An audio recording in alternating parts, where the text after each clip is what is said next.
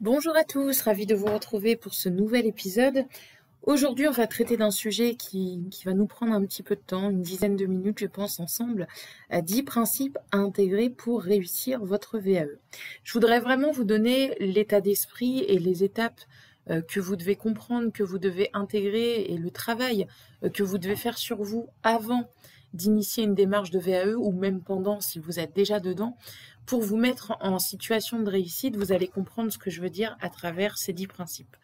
Le premier principe, déjà, c'est de vous positionner sur le bon diplôme. Alors, pour faire un peu de conseil en évolution professionnelle et aider les candidats à choisir les diplômes, on a deux profils.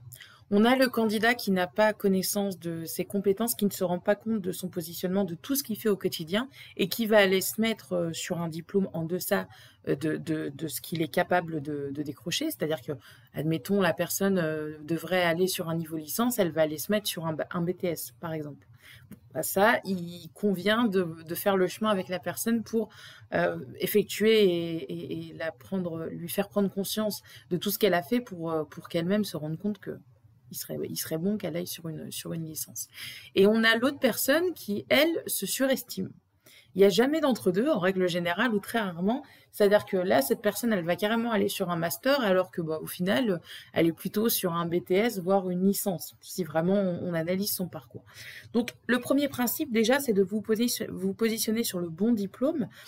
Si vous avez un doute, il y a des personnes, il y a le conseil en évolution professionnelle, les accompagnateurs VAE, parfois ont également ce rôle quand on a du temps. Moi, j'essaye de le faire, mais j'ai pas toujours le temps, malheureusement, d'accompagner tout le monde. Mais quand je peux, je donne un petit coup de main. Retenez simplement que pour choisir votre diplôme, vous devez déjà identifier votre expertise, donc dans quel domaine vous exercez, management, médico-social, commerce international, informatique, etc. Et puis évaluer votre niveau de savoir, votre niveau de savoir-faire, savoir-faire, de responsabilité, d'autonomie et d'initiative, de marge d'initiative. Et quand vous réussissez à cibler ça, vous allez naturellement identifier un niveau de diplôme et ensuite il faudra rechercher le diplôme qui va bien et qui va coïncider avec votre expérience. Donc ça, c'est le premier principe, mais je dirais que c'est ce qui compte le plus, puisque si vous n'êtes pas en phase avec le diplôme que vous visez et qu'il vous manque des choses, ou si vous êtes sur un diplôme trop bas, après vous allez devoir refaire encore une démarche pour continuer.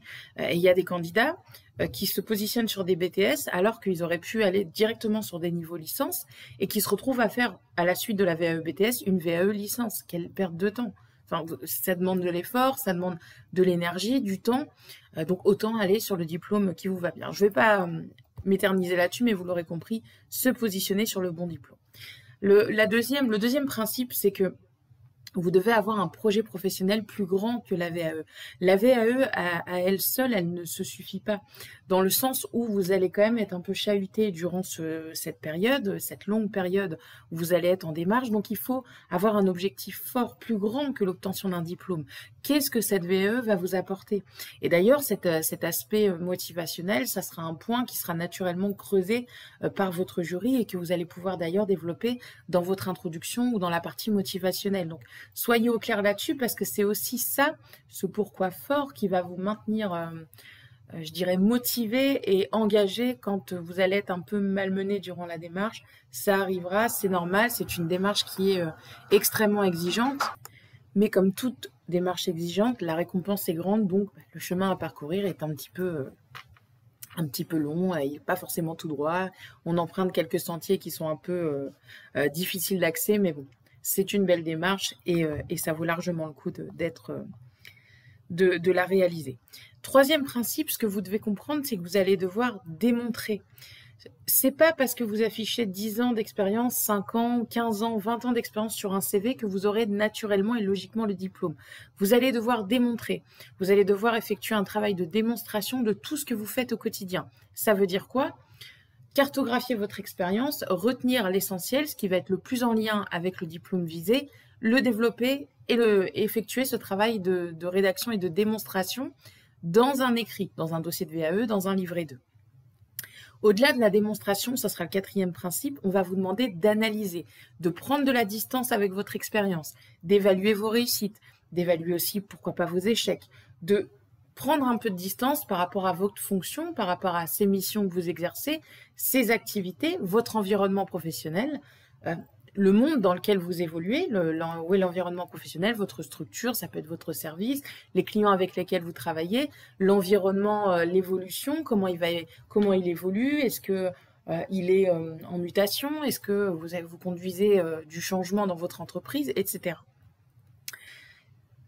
Donc là, c'était le 4e principe. 5e principe, c'est de convaincre.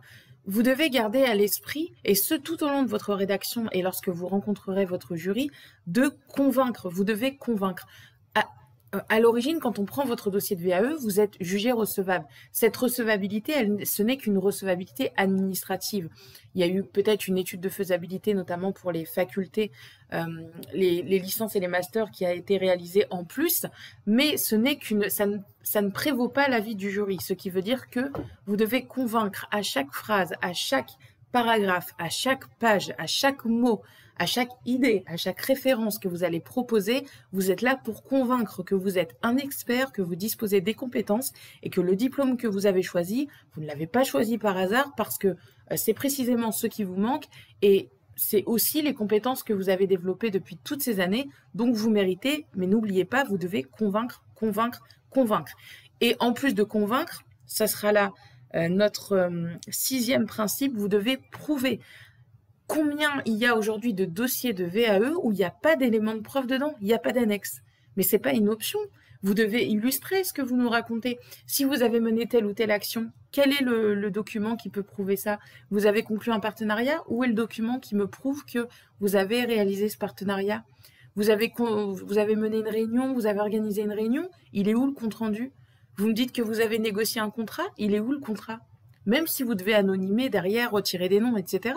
Moi, je suis pas là. Forcément, on va vous croire sur parole, c'est le principe de la VAE, mais il faut toujours illustrer. Alors, il ne s'agit pas d'en mettre des caisses, mais il s'agit d'illustrer de temps à autre ce que vous nous racontez et de le proposer en annexe pour montrer et démontrer et redémontrer et convaincre et prouver que vous avez bien réalisé ces actions. Ok ? On va continuer sur le prochain principe qui est d'accepter l'évaluation. Accepter l'évaluation, ça veut dire, peu importe l'issue, vous avez un jury, vous avez des membres du jury, ils vont vous évaluer. Leur parole, elle vaut jugement, elle vaut décision définitive. Vous pouvez penser ce que vous voulez, il faut accepter l'évaluation. Et si vous y allez en disant, bon, de toute façon, pour moi, je mérite, mais si je ne l'ai pas, vous n'en retenez pas comment dirais-je, une leçon, enfin, c'est pas l'idée de retenir une leçon, mais si vous avez une validation partielle, il y a un motif, donc il faut l'écouter, il faut l'entendre, il faut l'intégrer. Parfois, ça demande un peu de temps. Peut-être que l'écrit n'était pas suffisamment aux attentes, peut-être que vous manquez un tout petit peu d'expérience et qu'il faudra attendre un petit peu de gagner cette expérience pour vous représenter, mais il faut accepter de base l'évaluation. Et j'aimerais aussi vous faire comprendre, à travers ce 8e principe, le fait de comprendre la différence entre avoir l'expérience et la démontrer. Vous savez, je le dis beaucoup, ce n'est pas parce qu'on a une expérience de 10-15 ans qu'on va être en mesure de la démontrer. Il faut vraiment avoir et réaliser ce travail de distance, de réflexion, d'analyse de sa pratique professionnelle qui demande du temps, qui demande du recul, qui demande aussi d'être humble par rapport à ce qu'on a fait, de voir aussi ses propres échecs, ses propres carences, pour pouvoir écrire un livret 2 qui sera authentique, qui sera fidèle à la réalité, à votre réalité évidemment, puisque on va connaître votre expérience à travers vos yeux d'expert, à travers votre vécu, mais c'est pas un souci. Par contre, ce travail de distanciation, il faut le mener et forcément, c'est pas simple. Donc, il y a un travail méthodologique, il y a des outils qui peuvent vous aider, mais après, il faut que c'est de l'engagement, ça demande du temps, ça demande de l'énergie, donc il faut bien intégrer la différence entre avoir l'expérience et effectuer ce travail de démonstration, de réflexion et d'analyse. 9e et avant-dernier principe, être ouvert d'esprit. Ça va rejoindre accepter l'évaluation. Quand le jury va vous lire, vous allez le rencontrer lors de l'oral, c'est une confrontation quelque part d'experts, d'enseignants, de formateurs, et vous allez échanger autour de sujets.